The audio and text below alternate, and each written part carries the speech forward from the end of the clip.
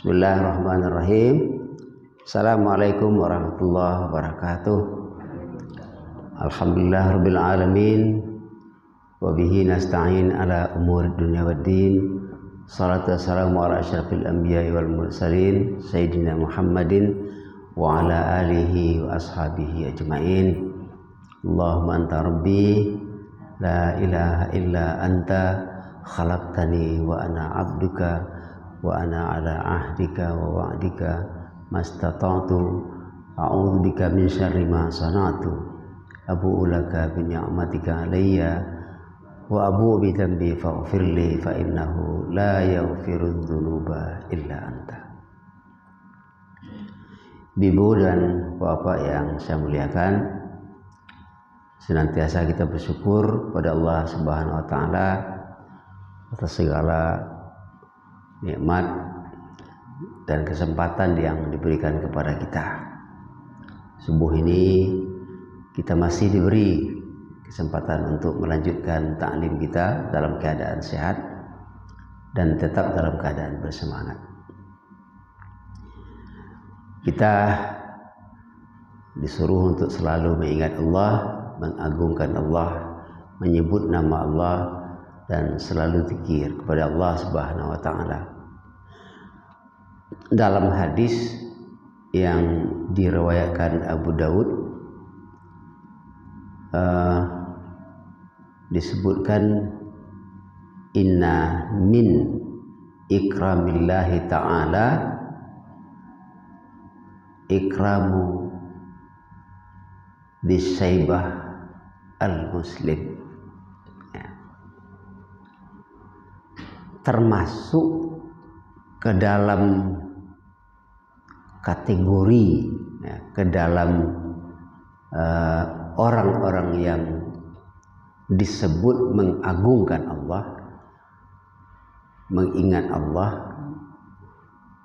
memuliakan Allah, adalah memuliakan orang tua muslim, orang lanjut usia muslim, orang Islam yang taat kepada Allah yang tua. Jadi Allah ternyata Allah tidak hanya menyuruh hambanya ingat kepadanya supaya hambanya itu senantiasa merasa diawasi oleh Allah, merasa mengagungkan Allah, mengharapkan Allah, menggantungkan harapan kepada Allah, bukan hanya dengan menyebut namanya saja, tetapi ternyata dengan memberi hormat, memuliakan orang-orang tua, itu termasuk kepada memuliakan Allah, mengagungkan Allah. Hadis ini mengandung makna bahwa kita menjaga hubungan dengan manusia, apalagi dengan orang tua, itu termasuk dimasukkan oleh Allah kepada memuliakan Allah sendiri. Luar biasa. Makanya dalam hadis berikut dikatakan laisa minna man lam yarham saghirana wa ya'rif syarafan kabirana. Tidaklah termasuk kepada kelompok kami, kata Nabi, berarti tidak beriman ikut Nabi, orang yang tidak menghormati orang tua dan tidak menyayangi anak kecil, orang kecil. Selalu Allah mengaitkan keridaan Allah kepada orang tidak karena orang itu hanya taat kepada perintah Allah, tapi karena orang itu juga menyayangi, menghormati orang-orang yang di sekitarnya, terutama orang tua.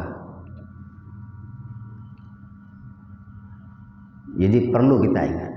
Makanya salah satu yang perlu kita tanamkan kepada anak muda, anak-anak adalah jangan sampai dia tidak menghargai orang tua.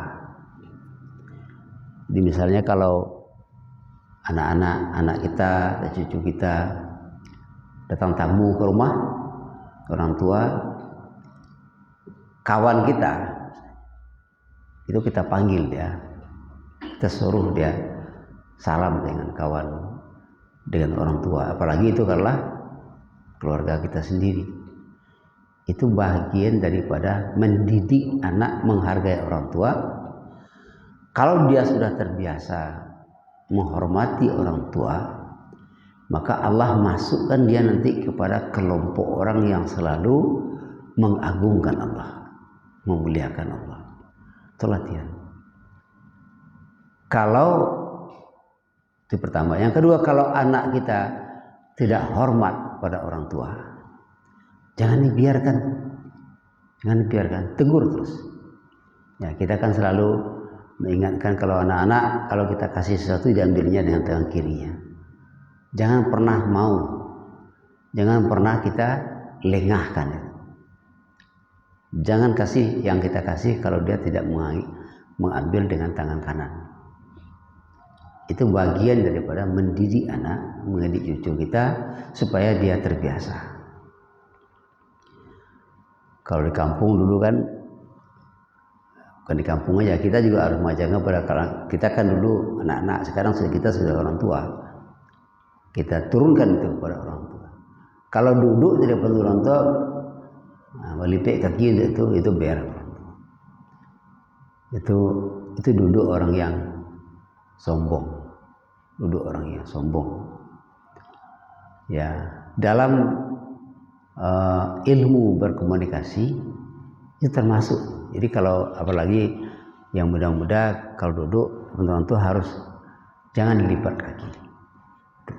Apalagi kalau ngomong main-main tangan. Jadi, siapapun orang yang tua,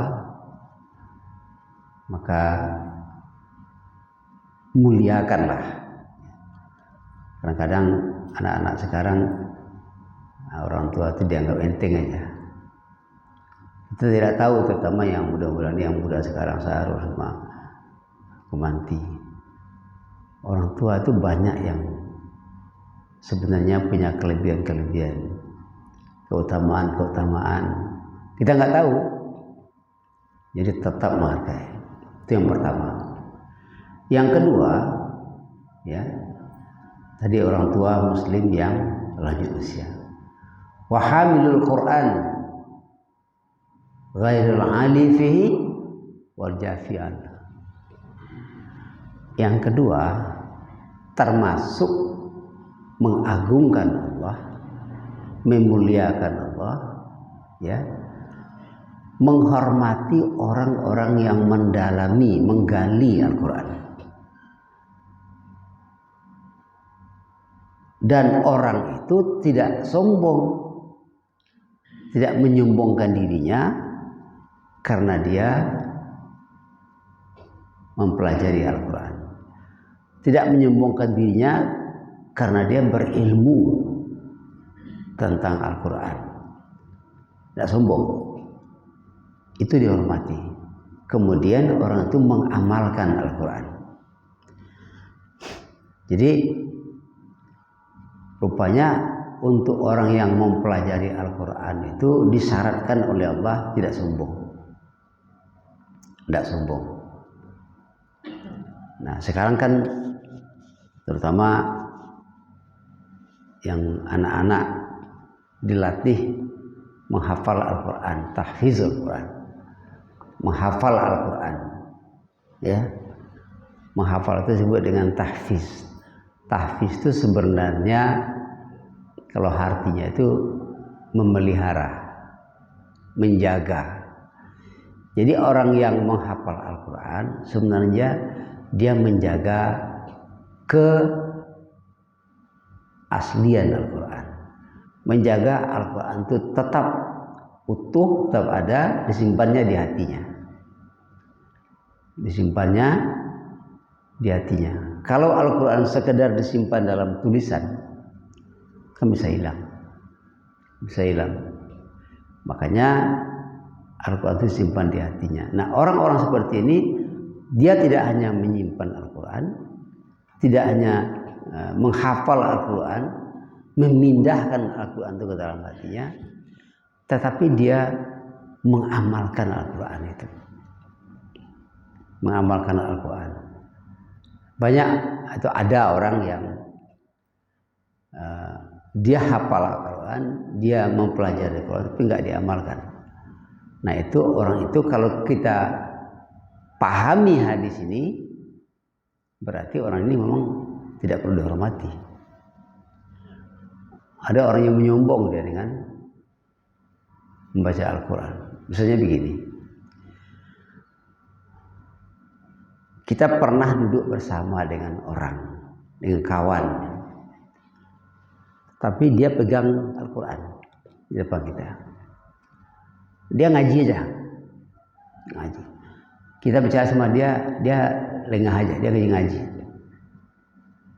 Kita tidak tahu hati orang itu, tetapi sikapnya itu bisa dianggap sebagai sebuah kesombongan, menyombongkan diri. Orang seperti ini tidak perlu. Ya, bisa jadi dia ria waktu itu. Jadi ketika kita sedang membaca Al-Quran, datang tamu, kita hormati tamu. Karena Al-Quran Allah menyuruh seperti itu. Jangan justru dengan menyombongkan diri tadi. Menghormati hafizul Quran atau hafizul Quran yang tidak menyombongkan diri. Tidak sombong dia karena hafalnya banyak. Dulu ada seorang pejabat. Dia pejabat tinggi itu hafiz, hafal Al-Quran.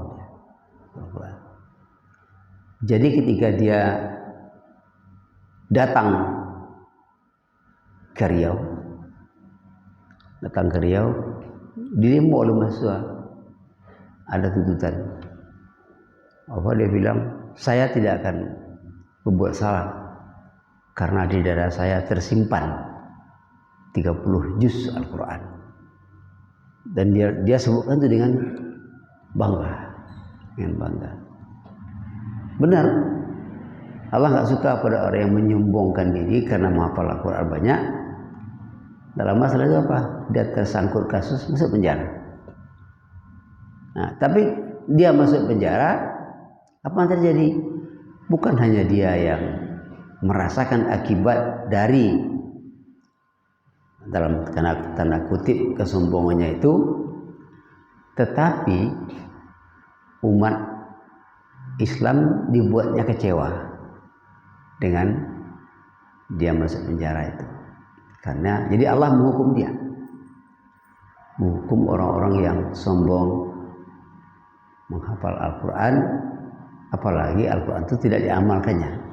Nah, inilah yang disebut oleh Nabi, ada orang yang membaca Al-Quran, ada orang yang menghafal Al-Quran, kumat kamit di mulutnya, tetapi hanya sampai tenggorokan, atau bahkan tidak sampai ke dalam tenggorokan, sampai di sini aja. Nah, dulu pernah kita katakan bahwa iblis tidak pernah mau jauh dari manusia. Apapun yang kita lakukan, iblis selalu numpang di situ, nenggek di situ. Selalu dia menghembuskan perasaan ria, perasaan macam-macam ke hati. Makanya dulu sering kita katakan, ketika kita mau beramal, melakukan suatu perbuatan baik, mulailah dengan bismillah. Kita bersama Allah tuh. Karena ibaratnya begini, nah, kita kan beramal sepertinya kita begini. Nah, ini iblis di sini. Dia nengok-nengok tuh. Kalau ketika beramal tuh kita tidak membaca bismillah, artinya kita tidak membaca auzubillah apalagi, maka hati kita kosong dari Allah. Iblis masuk dia waktu itu. Tetapi ketika kita akan bekerja, kita baca Bismillahirrahmanirrahim dengan nama Allah, bersama Allah, maka dia jauh. Dia nggak sanggup mendekat kepada manusia ketika kita berlindung pada Allah. Itu semua. Jadi maka orang yang seperti ini menghormati hafizul Quran yang tidak sombong dan mengamalkan, itu bagian dari mengagungkan Allah Subhanahu wa ta'ala. Nah, kembali kepada yang pertama tadi, menghormati orang tua. Kalau bagi masyarakat kita di Minangkabau misalnya, itu kan ada satu ajaran yang bagus sekali, kato dan ampe, ya. Tahu dengan ampe. Apa itu yang ampe itu? Kato mendaki, kato menurun, kato mendata, kato melereng. Sampai dalam bertutur kata saja oleh orang tua-tua kita dulu diatur. Bagaimana cara kita beradaptasi, berkata, berbicara dengan orang yang tua. Diajar. Itu namanya kata mendaki. Tidak sembarangan. Ngecek. Kemudian artinya apa itu? Kepada yang tua kita bertutur kata dengan cara yang sopan, menghormati orang tua.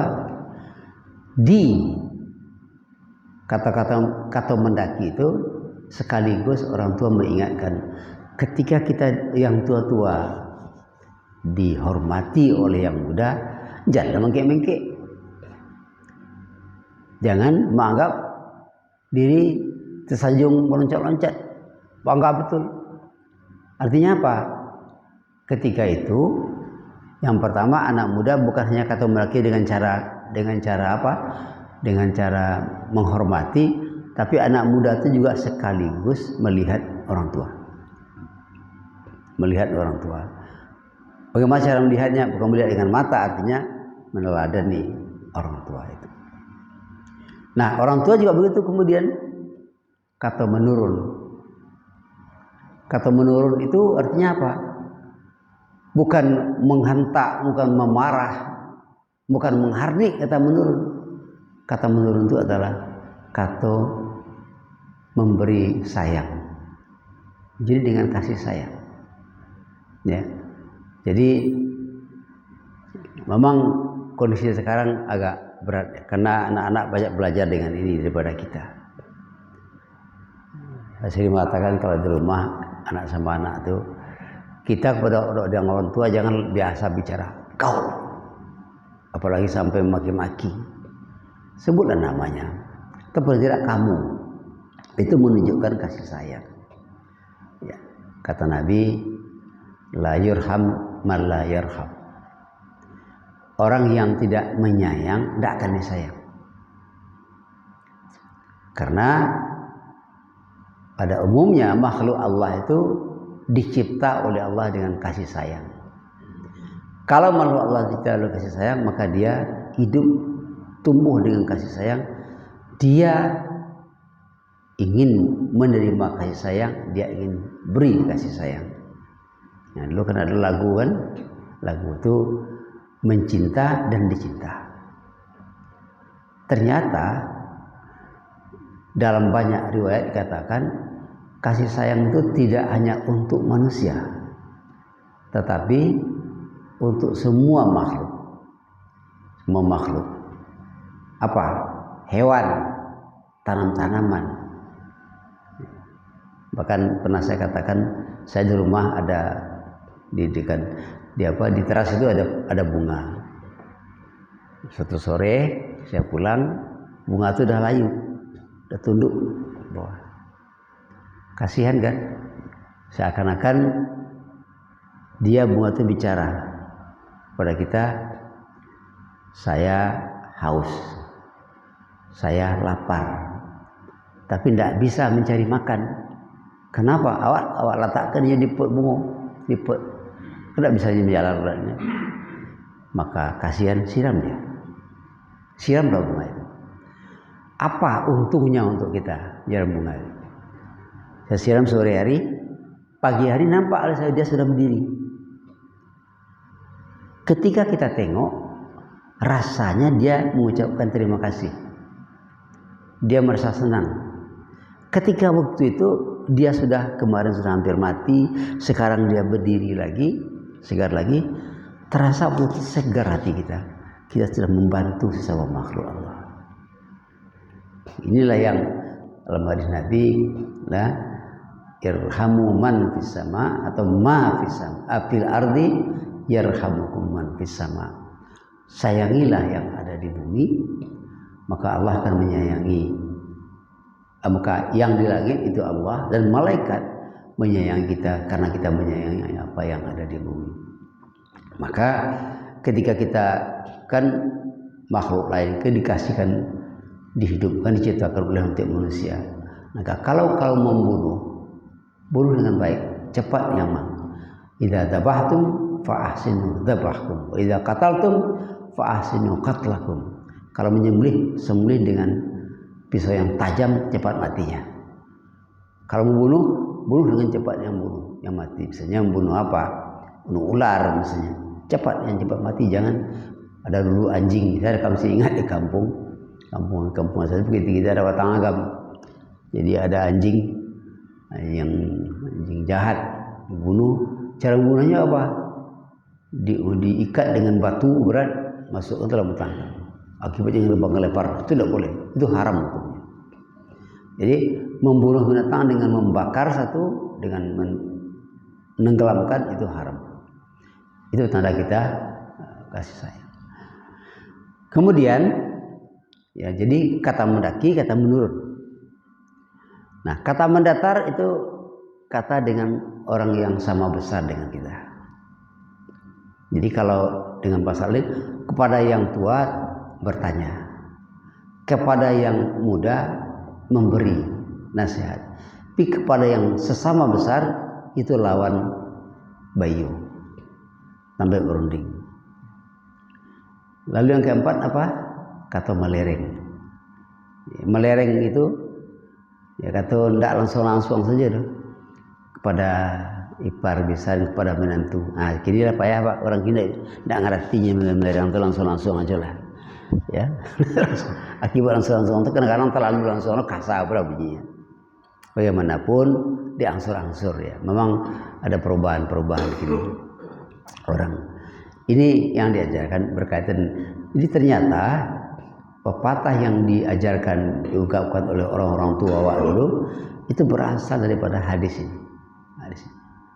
Tadi kan orang yang termasuk mengagungkan Allah, menghormati orang tua Muslim. Yang kedua, orang yang mendalami Al-Quran, yang tidak sombong dengan ilmunya dan mengamalkan ilmunya. Yang ketiga, Sultan Muqsit, raja yang adil, pemimpin yang adil. Makanya keluar lagi pepatah dari orang tua kita, raja alim, raja disembah. Raja adil, raja disembah. Raja lalim atau raja zalim, raja disanggah. Nah, disanggah dalam artian diberi kritik. Tapi mentaati pemimpin yang adil itu dianggap oleh Allah, dimasukkan kita oleh Allah kepada taat kepada Allah. Ya, pemimpin yang adil. Pemimpin yang adil itu apa? Pemimpin yang adil dia tidak membeda-bedakan rakyatnya. Kalau pemimpin, kalau misalnya, contohnya di kita, dalam jenjang kepemimpinan di negara kita ini yang paling bawah tuh ketua RT. Ketua RT itu paling bawah tuh ketua RT itu. Nah, ketua RT itu pemimpin. Taati dia kalau dia adil. Ya, tapi kalau dia memilih-milih, memilah-milah, itu kalau ada